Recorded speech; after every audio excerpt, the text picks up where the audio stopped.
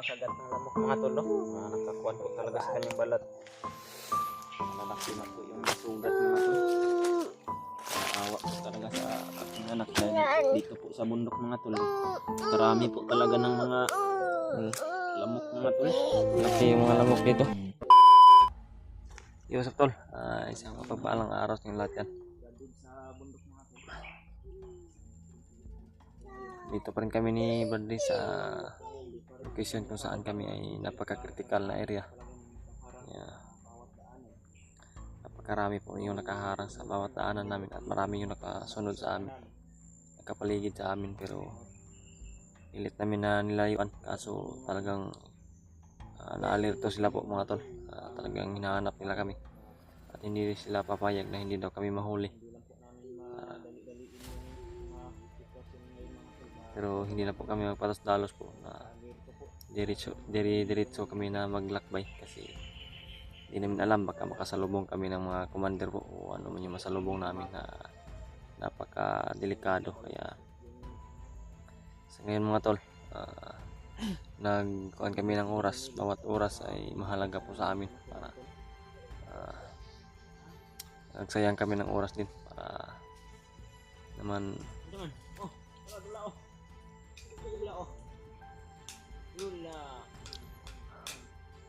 yung bata mga tol. Sabi ni Bradley, ito lang yung lugar na pinagamutan nila ni Brad EJ. Kasama sila nila Bradley Mart.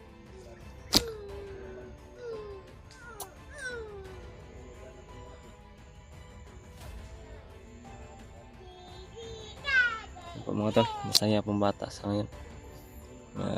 Nilaro po siyang kuha ng kahoy. Masaya na po. Ayan mga tol, talagang nagpapalipas kami ng ilang oras dito para magmasid muna kami sa paligid po kung pwede na ba kami maglakbay o hindi pa. So, pag tahimik po mga tol, talagang sinigurado namin na wala talagang kalaban kasi pag tahimik po, delikado po yung lugar.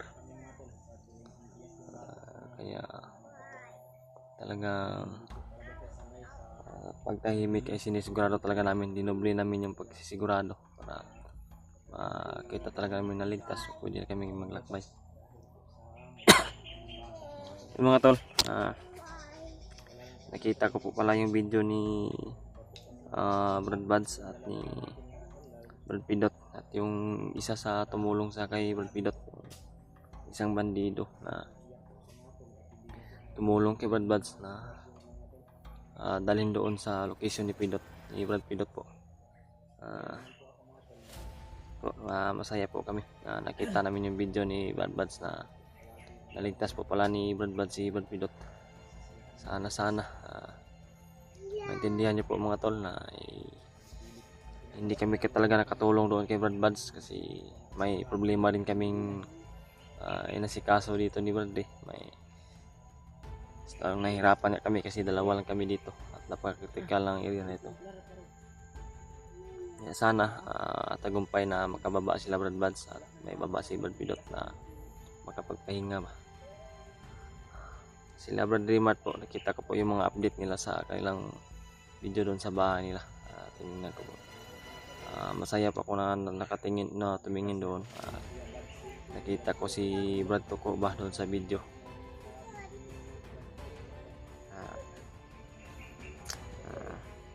Talagang hindi sila makaakyat mga tol si Brad Mart kasi malapit na rin po yung birthday niya, yung kaarawan niya. Kaya iniintindi po namin ganun po. Wala namang problema po kasi mahalaga din yung sa akin nga. Bumaba nga ako kasi malapit na yung kaarawan. Kaya talagang napakahalaga po yung special na kaarawan natin sa isang taon ay isang kaarawan lang yung dating sa atin po. Ngayon, baka sakali makatapos yung kaarawan ni Brad Mart, baka aakyat sila kasama nila Brad Horio at Brad G1. Si Brad Buds po, sana po ipagdasal niyo po sana na makababa na ligtas sila ni Brad Pidot. Makapag makapag-rescue din sila sa amin kung magpapahinga. Si Bad Buds po pala ay malapit na rin yung birthday noon. Naalala ko to. Kaso nandito kami sa bundok, hindi kami makadalo sa kanila po. Pero okay lang po. Talagang nagpo-pursige kami dito ni Brad Ray para maligtas talaga yung asawa at makita yung asawa niya. Yung anak niya po talaga ay nasa amin na. Ayan.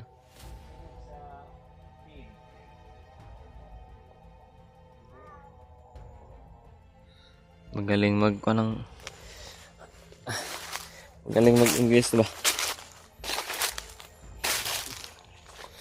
Ito yung pala yung ito namin ginamot si EJ noon, Brad. oh.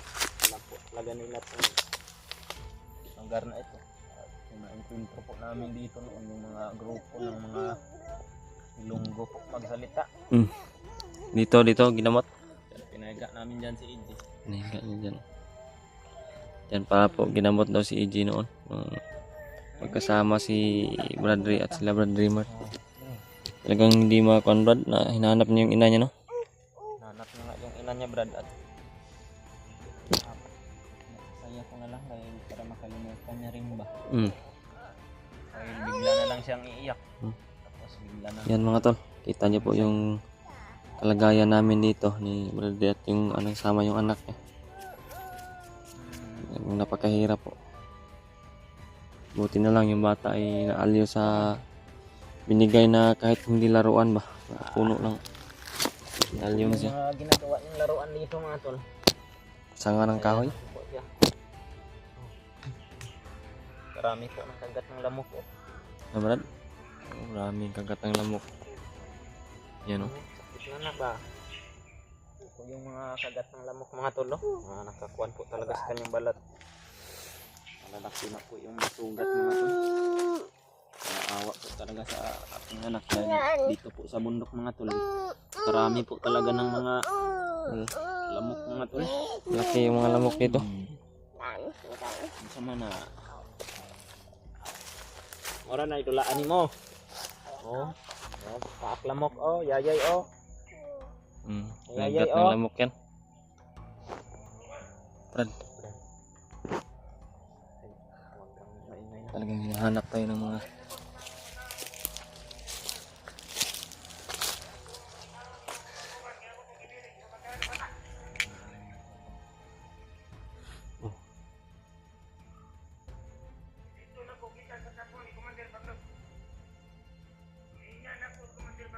paling sa kampo ro.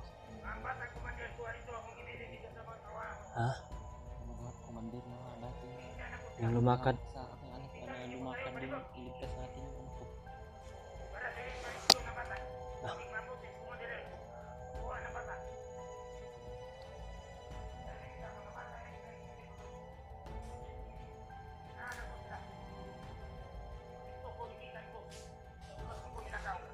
Doon mo no. Yung ipinagngalan ako. Sino yung commander yun?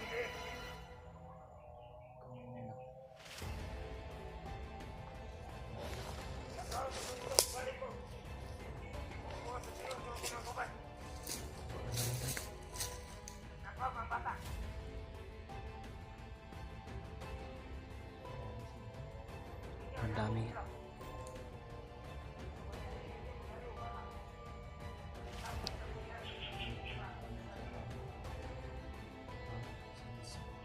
Nagpuputo ng puno ulo.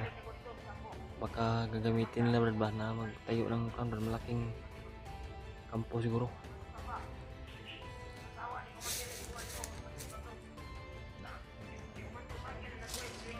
Commander Bangkil yung naghawak.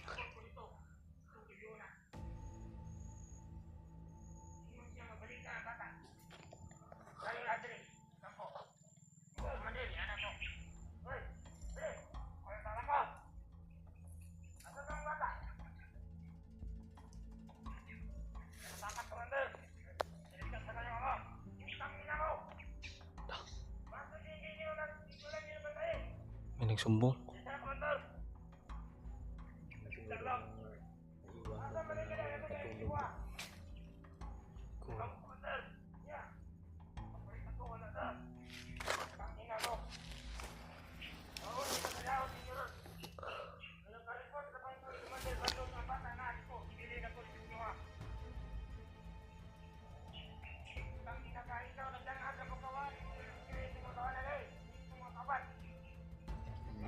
tulad po malaman na ni Commander Magnot pa na.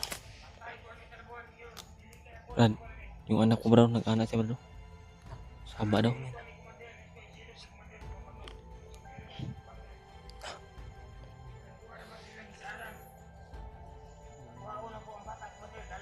Payat na sa inat ba?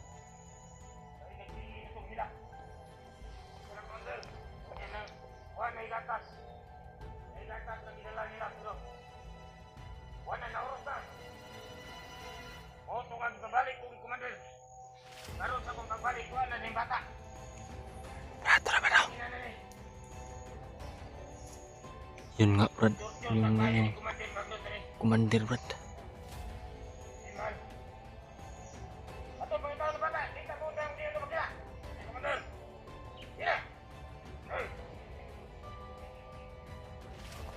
Dili kung dangan ugi makita ang bata. Dili. Kurado gini. Madamay pa pero itong pamilya Ito yung naghawak sa kanila Brad. Yung bata Brad. Inyo gabantayin ninyo maayo ang palibot. Kadanghag lang mo. Oh. Oh. Mga mo mga kauban nangamatay. Panaluwas ikaw ra isa. Magbibang-libang buka-bunga ka. Pinagalitan. Animal mo. Dila, pagkitawa na ito. Ah. Utang ina. Asa na karong bata giluwas? Utang ina ng blagira na si Kumandire. Sige, ikaw ba ni Kumandire nagresyo sa bata niya? Sige, biyata yun. Yung nakalanggig. Yung mayroong patig na pantalon. Oh. Utang ina na ito na nagudakpan talaga. Sige, ito bitaw.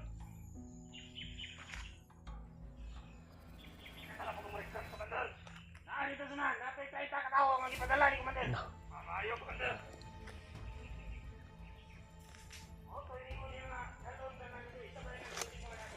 Yung bata oh, alam niya talaga na ano ba? Intindihan niya ba?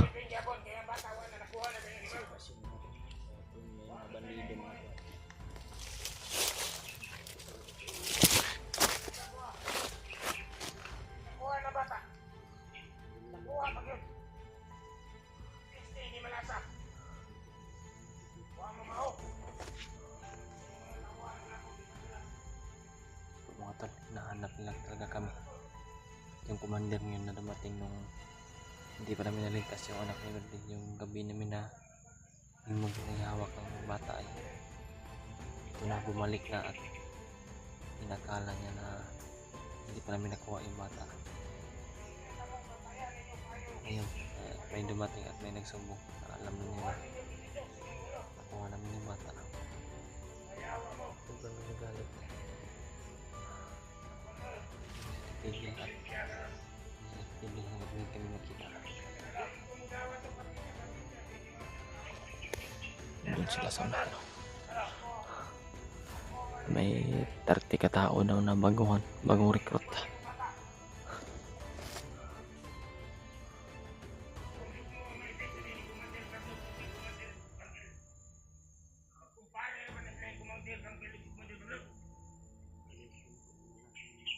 Sao na lang eh.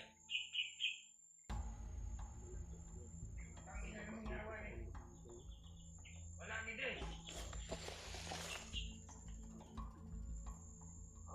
Safety nito sa mga Panoy. Ang bata. Talagang safety na namin.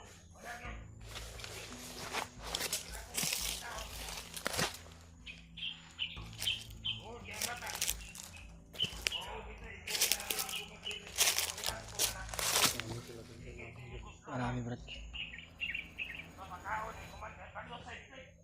Wala daw siya ng tao sa Bagong recruit Brad. 30 katao. Mamadakpan na iya kamaran na bata. Mama Commander, kay badakpan na to na. Ato nang dalo dito siyang asawa. Ito ay bomba nga gilitil kay para ka sa bata. Wala nga nako gidala kay giparipir ni Commander Bagnot. Para to sa bata. Nakukuha na ang bata na i-rescue na ba dahil. Hindi na kay badakpan to sa tumat ng tohana. Commander eh. Usapa, ukat to si. Eh, bisa kayo pa na siya. ng bumpa na kaibutang ng bumpa ng pinite. Nagikan to sa gaya sus. Ayat pa tayo. Ako sa mga magkumansa. Tuwan na nang ibutang dito sila sa kapangan. Itong kapusol. Ito ipapuyok ang bumpa. Ang iyong pamilya. Kung siya, kung sige. May bagay mga matay. Atong pamatyo na sila kaya. Babae si Magwana. Ay, babak sa akong pinisyon.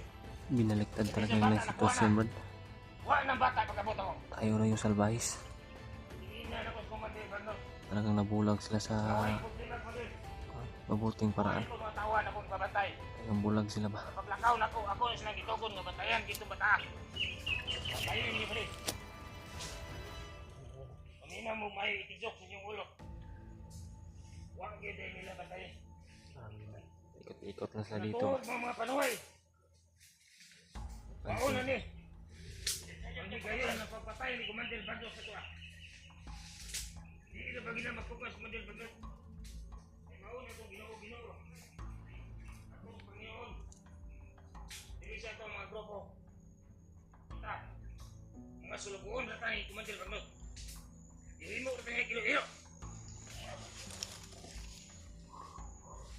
Mauni karon. Ang resulta. Doon ay tabo. Natuwang mga tropa. Wala na bata. Ano yan? Oh! Utang ina mo. Iingan ka mo bantayin ninyong mayo. Huwag mo mutuman sa komando. Nangatuog man ang mga animal. Karon! Bubalik ka rin sa kampo ni Commander Bagnot. Kung wala ba ito, iingan naman ako itong mubalik ko dalo na kong bata. Usa pa dalo na ni.